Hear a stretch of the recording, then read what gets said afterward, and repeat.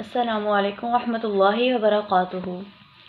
میری جو آج کی ویڈیو کا موضوع ہے وہ ہے حضرت عمر کی شان۔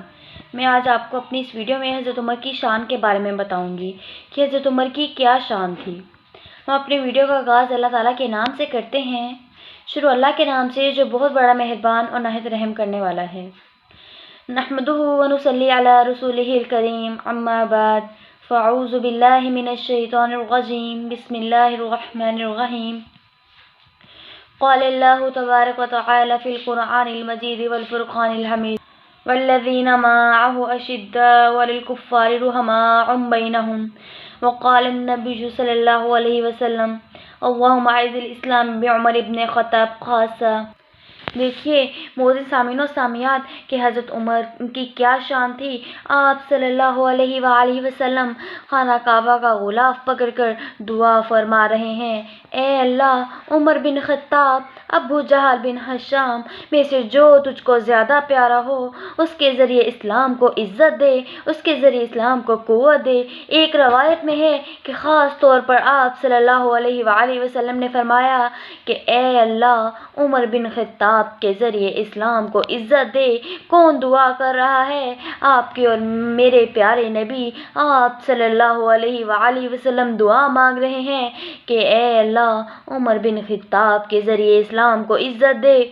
کون عمر؟ وہ عمر جو ہاتھ میں تلوار لے کر آپ صلی اللہ علیہ وآلہ وسلم کو قتل کرنے کے ارادے سے نکلے۔ رستے میں کسی نے اطلاع دی کہ اے عمر، کیا تجھ کو معلوم ہے کہ تیری بہن اور تیرا بھنوئی جو ہے وہ ایمان لے آئے ہیں، مسلمان ہو گئے ہیں؟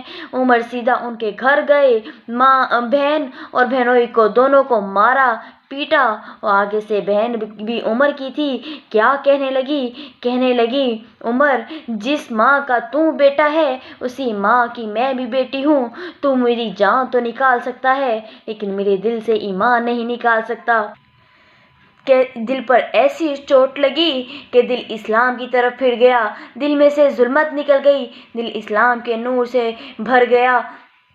دارالارقم تشریف لے گئے اور اسلام قبول کر لیا۔ کیا کرنے تو آپ صلی اللہ علیہ وآلہ وسلم کو ارادے سے نکلے تھے، قتل کرنے کے ارادے سے، لیکن اپنے ہی سر کو آپ صلی اللہ علیہ وآلہ وسلم کے قدموں میں رکھ دیا۔ تو آپ صلی اللہ علیہ وآلہ وسلم کی دعا کچھ یوں قبول ہوئی کہ جیسا کہ میں نے آپ کو پیچھے بتایا کہ آپ صلی اللہ علیہ وآلہ وسلم نے دعا فرمائی تھی کہ اے اللہ، عمر بن خطاب کے ذریعے اسلام کو عزت دے، قوت دے۔ تو حضرت عمر کچھ یوں مسلمان ہوئے۔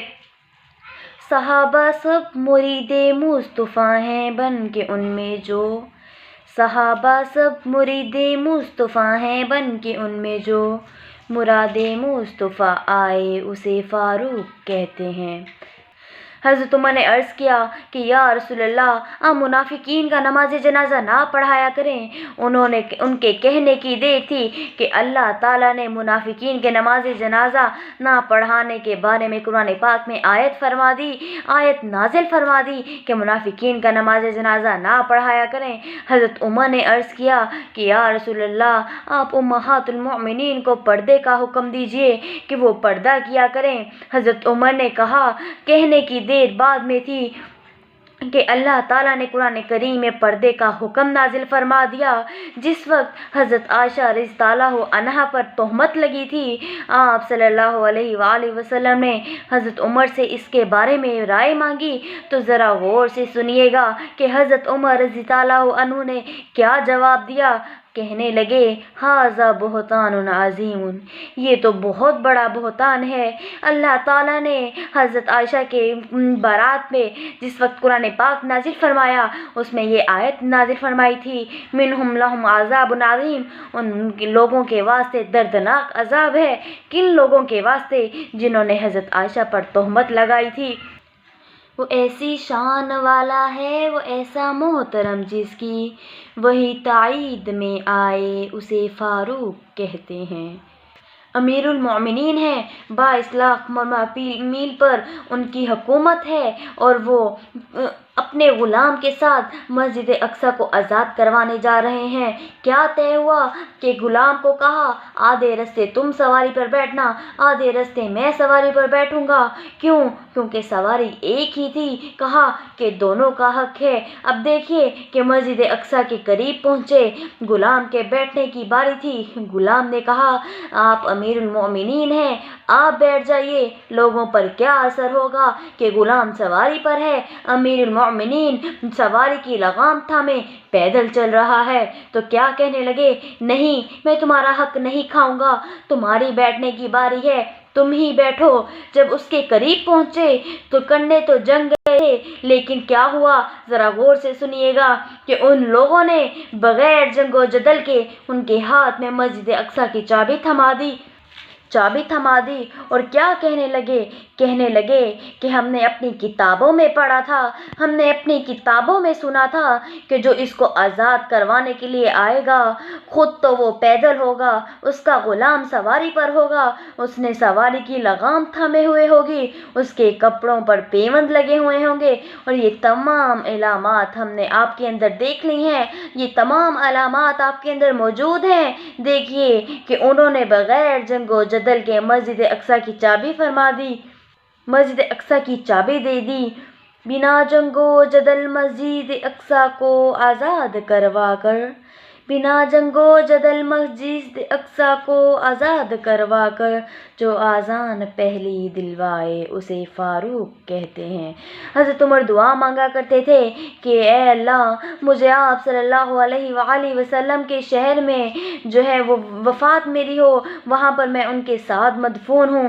تو ان کی دعا کچھ یوں قبول ہوئی کہ آپ کے شہر مدینہ منورہ میں آپ کی مسجد نبوی میں آپ کے مصلی پر شہادت نصیب ہوئی، آپ کے ساتھ حجرے میں مدفون ہوئے۔